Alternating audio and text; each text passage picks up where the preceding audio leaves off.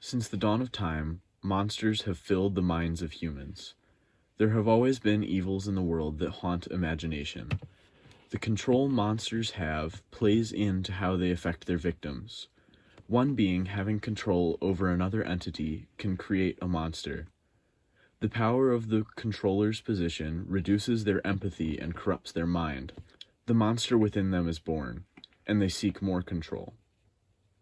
However, the same can be said for the person being controlled. The slave's suppressed emotion and fear compresses to forge a monster that at the core is constantly seeking control. At the root of each monster is the control. One in control, one being controlled. However, a third monster also exists, one who only completes their monstrous actions because they were aggravated to do so. The level of control a monster has over their actions is determined through their decisions, the actions of others, and aggravating circumstances. Someone can become a monster through their own poor decisions. In life, when trials and tribulations come upon humans, they are forced to make choices.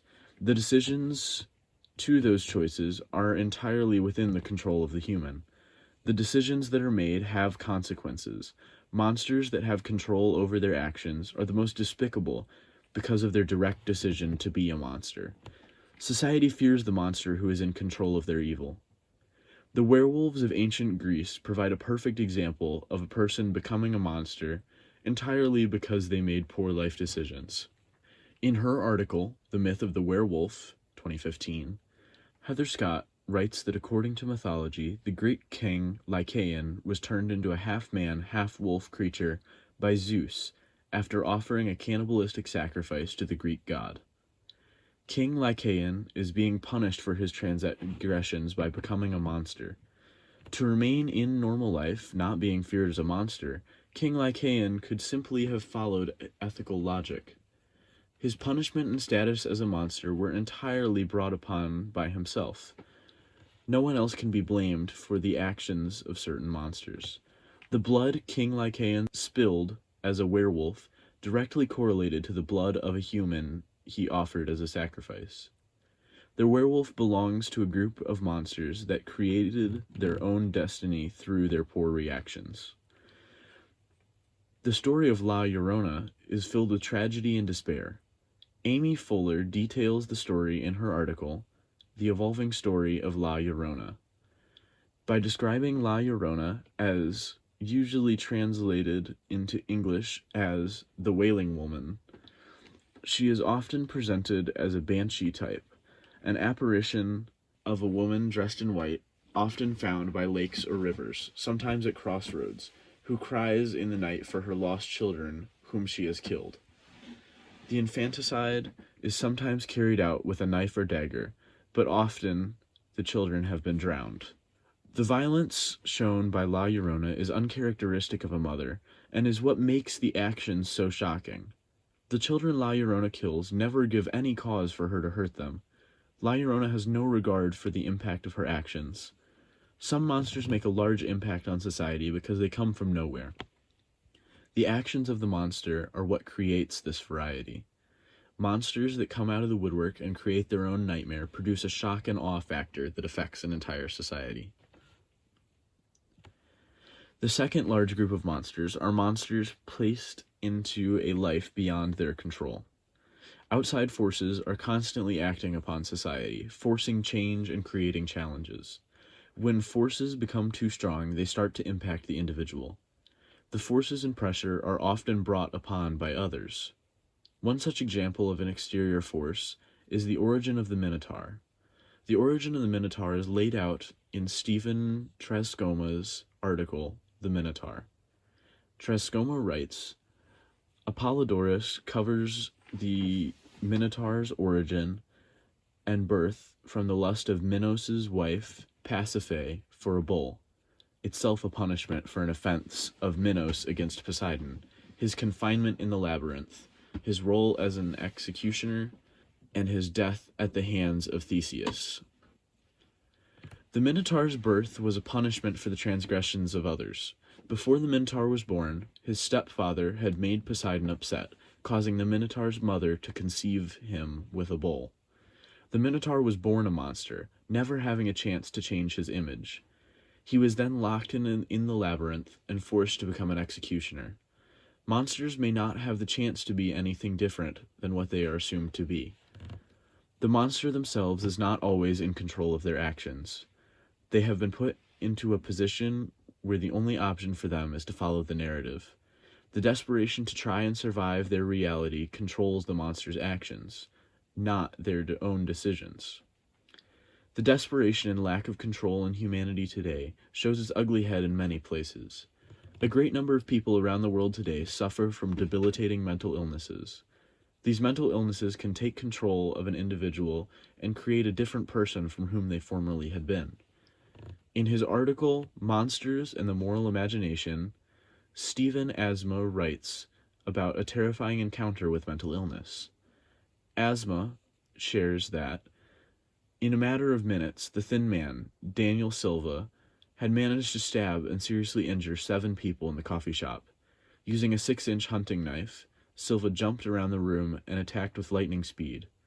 He was a mentally ill man who snapped and seemed to think that his mother had been wronged and felt some obscure need to avenge her. Silva was not in control of his actions. The fear and rage of his mental illness had taken over, running his body and emotions. Even though Silva's actions could make him a monster to some people, his actions were not his own. Monsters are not always the villain in the story. The final demographic of monsters is created through their responses to aggravating circumstances. Although it shares similar characteristics of both other varieties of monsters, the third variety is unique in the sense that the monster does not deny the villainy of their actions, but defends their actions based upon the situation they are put in. A good instance of having an excuse for a monster's actions is the story of Frankenstein's monster. In the story, the monster directly kills 3 different people. The action of murdering the people makes the monster the horrific being he is. However, there's a cause for the actions of the monster. In her essay, The Powers of Nature, Women, and Seduction and Manipulation in Polidori's The Vampire, Mary Shelley's Frankenstein, and Bram Stoker's Dracula, Alyssa Suits defends the actions of the monster.